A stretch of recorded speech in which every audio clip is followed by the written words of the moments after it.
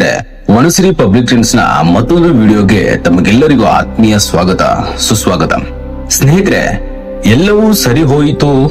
ಈ ಅಮೆರಿಕದ tariff ಬಿಕ್ಕಟ್ಟಿನಿಂದ America ಮತ್ತು ಭಾರತದ ಸಂಬಂಧ ಮತ್ತೆ ಅಳಿಗೆ ಮರಳುತ್ತದೆ ಎಂದು ಎಲ್ಲರೂ ಭಾವಿಸುತ್ತಿರುವಾಗಲೇ ಡೊನಾಲ್ಡ್ ಟ್ರಂಪ್ ತಮ್ಮ ನರಿಬುದ್ಧಿ ಪ್ರದರ್ಶಿಸುತ್ತಿದ್ದಾರೆ. ಸ್ನೇಹಿತರೆ, ಈ ಡೊನಾಲ್ಡ್ ಟ್ರಂಪ್ ಭಾರತದಿಂದ ಅಮೆರಿಕಾಗೆ ರಫ್ತಾಗುವ ಸರಕುಗಳ ಮೇಲೆ 50% ತೆರಿಗೆ ನೀತಿಯನ್ನ ಜಾರಿ ಮಾಡಿದ್ದಲ್ಲದೆ ರಷ್ಯಾವನ್ನು ಕಟ್ಟಿಹಾಕಲು ಅದರ ವಿರುದ್ಧದ ಸಮರಕ್ಕೆ ಭಾರತ ಮತ್ತು ಚೀನಾವನ್ನು ಸುಂಕದ ಕೂಪಕ್ಕೆ ತಳ್ಳುವ ಹೊಸ ತಂತ್ರವನ್ನ ಈ ಅಮೆರಿಕ ಮಾಡುತ್ತಲೇ ಬಂದಿದೆ. ಇನ್ನು ಒಂದು ಹೆಜ್ಜೆ ಮುಂದೆ ಹೋಗಿ ಭಾರತ ಹಾಗೂ ಚೀನಾಗಳ ಮೇಲೆ 100% ಸುಂಕವನ್ನ ಹೇರಲು ಯುರೋಪಿಯನ್ ಒಕ್ಕೂಟವನ್ನ ಒತ್ತಾಯಿಸುತ್ತಿದೆ. ಸ್ನೇಹಿತರೆ, ಈ ಅಮೆರಿಕ ಸಾರ್ವಜನಿಕವಾಗಿ ಭಾರತ ನನ್ನ ಮಿತ್ರ ದೇಶ, ಮೋದಿ ನನ್ನ ಆತ್ಮೀಯ ಸ್ನೇಹಿತ, ಭಾರತ ಹಾಗೂ ಅಮೆರಿಕದ ಸಂಬಂಧ ಬಹಳ ಶ್ರೇಷ್ಠವಾದದ್ದು ಎನ್ನುತ್ತಲೇ ಗುಳ್ಳೆ ನರಿಯಂತಲೇ ಬೆನ್ನಿಗೆ ಚೂರಿ ಹಾಕುತ್ತಿದೆ. ಸ್ನೇಹಿತರೆ, ಈ ಅಮೆರಿಕದ ಈ ಗುಳ್ಳೆ ನರಿ ಬುದ್ಧಿ 27 ವರ್ಷಗಳ ಹಿಂದೆ ಅಂದರೆ 1998ರ ಕಾಲದಿಂದಲೂ ತೋರಿಸುತ್ತಾನೆ ಬಂದಿದೆ. ಆಗ ನಮ್ಮ ದೇಶದ ಪ್ರಧಾನಿಯಾಗಿದ್ದು ಶ್ರೀಯುತ ವಾಜಪೇಯಿ ಅವರು ಆಗಿನ ಕಾಲದಲ್ಲಿ ಭಾರತದ ಮೇಲೆ ತನ್ನ ನಿರ್ಬಂಧವನ್ನ ಏರಿತ್ತು. ಸ್ನೇಹಿತರೆ, ನಮ್ಮ ಚತುರ ರಾಜಕೀಯ ನಿಪುಣರಾಗಿದ್ದ ನಮ್ಮ ವಾಜಪೇಯಿಯವರು ಆ ಪರಿಸ್ಥಿತಿಯನ್ನು ಬಹಳ ಅದ್ಭುತವಾಗಿ ನಿಭಾಯಿಸಿ ಭಾರತದ ಆರ್ಥಿಕತೆ ಫಿನಿಕ್ಸ್ ನಂತೆ ಎದ್ದು ಬರುವಂತೆ ಮಾಡಿದ್ದರು. ಭಾರತ ಈ ದಿಟ್ಟ ನಡೆಗೆ ಅಮೆರಿಕವೇ ಕಂಗಾಲಾಗಿ ಭಾರತದ ಬಳಿ ಮತ್ತೆ ಬರುವಂತೆ ಆಯಿತು. ಸ್ನೇಹಿತರೆ, ಈಗ ಮೋದಿಜಿ ಅವರ ಸರದಿ. ಈಗಲೂ ಅದೇ ರೀತಿಯ ಬುದ್ಧಿಯನ್ನ ಅಮೆರಿಕಕ್ಕೆ ನಮ್ಮ ಪ್ರಧಾನಿಯವರು ಕಲಿಸಬೇಕಾಗಿದೆ. ಸ್ನೇಹಿತರೆ, ವಿಶ್ವ ಆರ್ಥಿಕತೆಯಲ್ಲಿ ಭಾರತ ಮುನ್ನುಗ್ಗುತ್ತಿದೆ. ಅಪಾರ ಪ್ರಮಾಣದ ಯುವಶಕ್ತಿ, ಡಿಜಿಟಲ್ ಶಕ್ತಿ, ಸಂಪನ್ಮೂಲಗಳ ಆಗರ ಆಗಿರುವ ಭಾರತಕ್ಕೆ ಅಮೆರಿಕದ ನಿರ್ಬಂಧ ಲೆಕ್ಕಕ್ಕೆ ಇಲ್ಲ. ಸ್ನೇಹಿತರೆ, 1998ರಲ್ಲಿ ಪೋಖ್ರಾನ್ನಲ್ಲಿ 5 ಪರಮಾಣು ಪರೀಕ್ಷೆಗಳನ್ನು ಬಹಳ ಯಶಸ್ವಿಯಾಗಿ ನಡೆಸುತ್ತದೆ. ಇದು ಜಗತ್ತಿಗೆ ಭಾರತದ ಪರಮಾಣು ಸಾಮರ್ಥ್ಯ ಗೊತ್ತಾಗುತ್ತದೆ. ಯಾವಾಗ ಭಾರತ ಈ ರೀತಿಯ ಪರಮಾಣು ಪರೀಕ್ಷೆಗಳನ್ನ ಮಾಡಿ ಯಶಸ್ವಿಯಾಯಿತೋ ಇತರ ದೇಶಗಳಿಗೆ ನಡುಕ ಶುರುವಾಗುತ್ತದೆ. ಸ್ನೇಹಿತರೆ, ಆಗ ಜಗತ್ತಿನ ಹಲವು ರಾಷ್ಟ್ರಗಳು ಭಾರತದ ಮೇಲೆ ಮುಗಿ ಬೀಳುತ್ತವೆ. ಹಲವು ರಾಷ್ಟ್ರಗಳು ಭಾರತದ ಮೇಲೆ ಕಠಿಣ ನಿರ್ಬಂಧಗಳನ್ನು ಹೇರುತ್ತದೆ. ಇದರಿಂದ ಭಾರತದ ಆರ್ಥಿಕತೆ ಮುಗಿಯಿತು ಅಂತ ಇಡೀ ಜಗತ್ತೇ ಅಂದುಕೊಂಡಿದ್ದಾಗ ನಮ್ಮ ಜೊತೆ ಕೈ ಜೋಡಿಸಿದ್ದು ಯಾರು ಗೊತ್ತೇ? ಸ್ನೇಹಿತರೆ, ಅದುವೇ ನಮ್ಮ ಆಪ್ತ ಮಿತ್ರ ರಾಷ್ಟ್ರ ರಷ್ಯಾ. ಸ್ನೇಹಿತರೆ, ಯಾವಾಗ ಭಾರತ ರಷ್ಯಾ ಉತ್ತಮ ಸಂಬಂಧ ಪ್ರಾರಂಭವಾಯಿತೋ ಅಮೆರಿಕಕ್ಕೆ ಸಹಿಸಲು ಆಗ್ತಾ ಇರಲಿಲ್ಲ. ಆಗ ತನ್ನ ಗುಳ್ಳೆನರಿ ಬುದ್ಧಿಯನ್ನ ಪ್ರದರ್ಶಿಸೋಕೆ ಶುರು ಮಾಡುತ್ತದೆ. ಭಾರತ ಪರಮಾಣು ಶಕ್ತಿಯನ್ನ ತಡೆಯೋದಕ್ಕೆ ಏನೆಲ್ಲ ಹರಸಾಹಸ ಮಾಡಬೇಕೋ ಅದನ್ನೆಲ್ಲವನ್ನ ಮಾಡಿತ್ತು.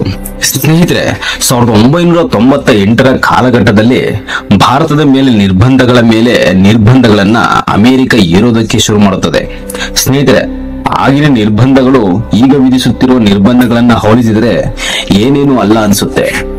ಸ್ನೇಹಿತರೆ, 1998ರಲ್ಲಿ ಅಮೆರಿಕ ಏನ್ ಮಾಡುತ್ತೆ ಅಂದ್ರೆ ಅಮೆರಿಕದಿಂದ ಬರುತ್ತಿದ್ದ ಎಲ್ಲಾ ವಿದೇಶಿ ನೆರವನ್ನ ಸಂಪೂರ್ಣವಾಗಿ ತಡೆಹಿಡಿಯಲಾಗುತ್ತದೆ. ಇದರಿಂದ ಭಾರತದ ಆರ್ಥಿಕ ಅಭಿವೃದ್ಧಿಗೆ ಮೀಸಲಾಗಿದ್ದ ಸುಮಾರು $21 ಮಿಲಿಯನ್ ನೆರವು ಇಲ್ಲದಂತಾಗುತ್ತದೆ. ಸ್ನೇಹಿತರೆ, ಇನ್ನು ಹಸಿರುಮನೆ ಅನಿಲ ತಗ್ಗಿಸುವ ಯೋಜನೆ ಸುಮಾರು $6 ಮಿಲಿಯನ್ ನೆರವು ಕೂಡ ಭಾರತಕ್ಕೆ ಬರುವುದು ನಿಲ್ಲುತ್ತದೆ. ತದನಂತರ ಅಮೆರಿಕದ ಕುತಂತ್ರ ನರಿಬುದ್ಧಿಯಿಂದ ವಿಶ್ವ ಬ್ಯಾಂಕ್, ಅಂತಾರಾಷ್ಟ್ರೀಯ ಹಣಕಾಸಿನ ಜಾಗತಿಕ ಸಂಸ್ಥೆಗಳಿಂದ ಭಾರತಕ್ಕೆ ಸಾಲ ಸಿಗದಂತೆ ತನ್ನ ವಿರೋಧವನ್ನ ಸೂಚಿಸುತ್ತದೆ. ಇದರಿಂದ ಮೂಲಸೌಕರ್ಯ ಅಭಿವೃದ್ಧಿ ಯೋಜನೆಗಳಿಗೆ ಬಹಳ ಪೆಟ್ಟಾಗುತ್ತದೆ. ಸ್ನೇಹಿತರೆ, ಅಮೆರಿಕ ಇನ್ನು ಒಂದು ಹೆಜ್ಜೆ ಮುಂದೆ ಹೋಗಿ ರಕ್ಷಣಾ ಉಪಕರಣಗಳ ಮಾರಾಟ ಮತ್ತು ಸೇವೆಗಳು, ವಿದೇಶಿ ಮಿಲಿಟರಿ ಬೆಂಬಲ ಜೊತೆಗೆ ಹಣಕಾಸನ್ನ ಅಮೆರಿಕ ಸಂಪೂರ್ಣವಾಗಿ ನಿಷೇಧ ಮಾಡುತ್ತದೆ. ಇದು ಮುಂದೆ ಭಾರತದ ಸೇನೆಯ ಸಾಮರ್ಥ್ಯಕ್ಕೆ ದೊಡ್ಡ ಪೆಟ್ಟಾಗಿ ಪರಿಣಮಿಸಿತು. ಯಾವಾಗ ಸೇನಾ ಸಾಮರ್ಥ್ಯಕ್ಕೆ ಪೆಟ್ಟಾದಾಗ ಇತ್ತ ಪಾಕಿಸ್ತಾನ ತನ್ನ ನರಿಬುದ್ಧಿಯನ್ನು ತೋರಿಸಿ ಕಾರ್ಗಿಲ್ ಯುದ್ಧ ಶುರು ಮಾಡುತ್ತದೆ. ಯುದ್ಧಕ್ಕೆ ಬೇಕಾದ ರಕ್ಷಣಾ ಸಾಮಗ್ರಿಗಳು, ಹಣ, ಜಾಗತಿಕ ಬೆಂಬಲ ಯಾವುದೂ ಕೂಡ ಭಾರತಕ್ಕೆ ಸಿಗದಿದ್ದರೂ ಭಾರತದ ಮುಂದೆ ಪಾಕಿಸ್ತಾನ ಮಂಡಿಯೂರುತ್ತದೆ.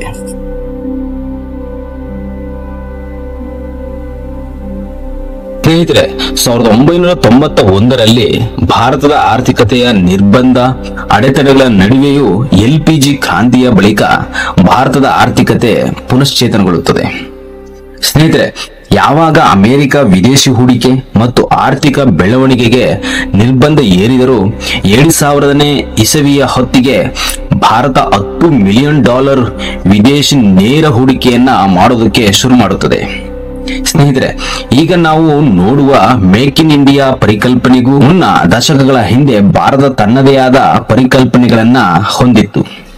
ಸಂಶೋಧನೆ, ಅಭಿವೃದ್ಧಿ ಸಂಸ್ಥೆಗಳು, ಸಂಶೋಧನಾ ಕೇಂದ್ರಗಳು, ಕೈಗಾರಿಕಾ ನೆಲೆಗಳ ಸ್ಥಾಪನೆಯೂ ಸಹ ಆಗಿತ್ತು. ಈ ಅಡಿಪಾಯವು ಅಮೆರಿಕ ನಿರ್ಬಂಧ ಹೇರಲ್ಪಟ್ಟಾಗ ಹೊಸ ತಂತ್ರಜ್ಞಾನ, ಆವಿಷ್ಕಾರ, ಪರಮಾಣು ಮತ್ತು ರಕ್ಷಣಾ ಕ್ಷೇತ್ರಗಳಲ್ಲಿ ಸ್ವಾವಲಂಬನೆ ಸಾಧಿಸುವಂತ ಭಾರತ ಹೆಜ್ಜೆಯನ್ನ ಇಡುತ್ತದೆ. ಇದು ಮುಂದೆ ಭಾರತ ಅಣುಶಕ್ತಿಗಾಗಿ ಥೋರಿಯಂ ಆಧಾರಿತ ರಿಯಾಕ್ಟರ್ಗಳ ಅಭಿವೃದ್ಧಿಗೆ ಸಹ ಮುನ್ನುಡಿ ಬರೆಯುತ್ತದೆ. 1990ರ ಕಾಲದಲ್ಲಿ ಭಾರತದ GDP ಪ್ರಮಾಣ 6.5ರಷ್ಟಿರುತ್ತದೆ.